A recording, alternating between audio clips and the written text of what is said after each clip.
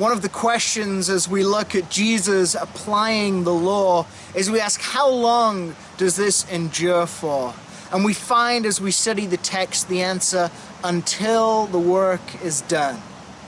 So this is the Sermon on the Mount and the hope in the future.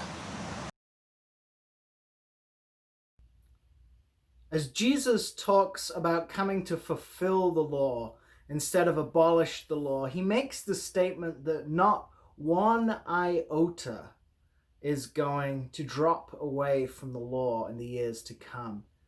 Your translation might say one jot or tittle. The Greek really is one iota, an iota being the smallest letter of the Greek alphabet.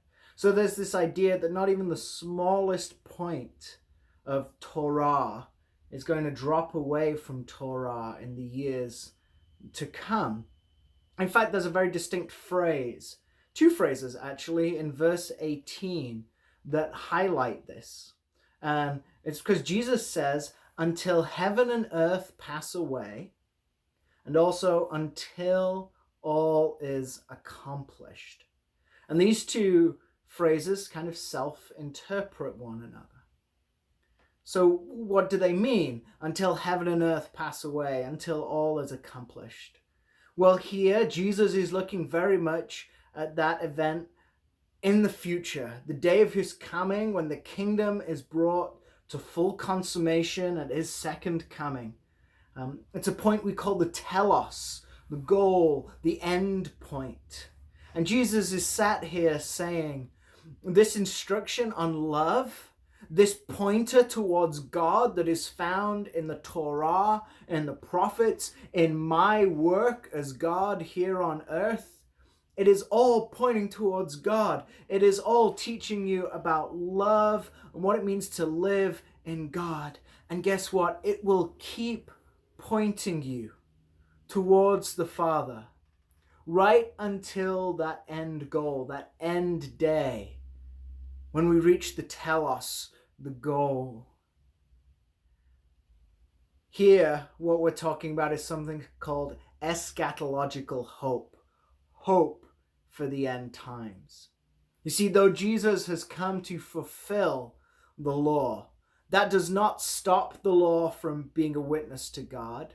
It does not mean that his work on earth, as soon as he goes up to heaven, it's done, it's finished. No, the fulfillment, the brought to completeness, creates something that endures in the law of God. And the foundational story will endure for all the years to come, until that great and glorious day when Jesus returns and heaven and earth pass away and are made new.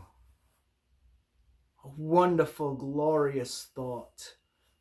Here's a thought that lets me sleep at night as a pastor. It doesn't matter how bad I mess up as a human being pastoring God's church, because I would have to have one heck of an overinflated ego to think that my mistake could stop the gospel message from continuing to spread. I would have to have a pride of gargantuan levels to think that me messing up would somehow stop the story of God breaking in and redeeming humanity from having power. So, there are people in the world who say the church is going to die.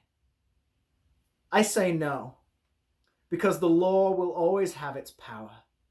And in its fulfillment in Jesus Christ, it has become more complete and more beautiful and more powerful than ever. It testifies even more so to the love of God and for generations to come, until that end goal, until that end day, the telos, the eschaton. It will continue to witness.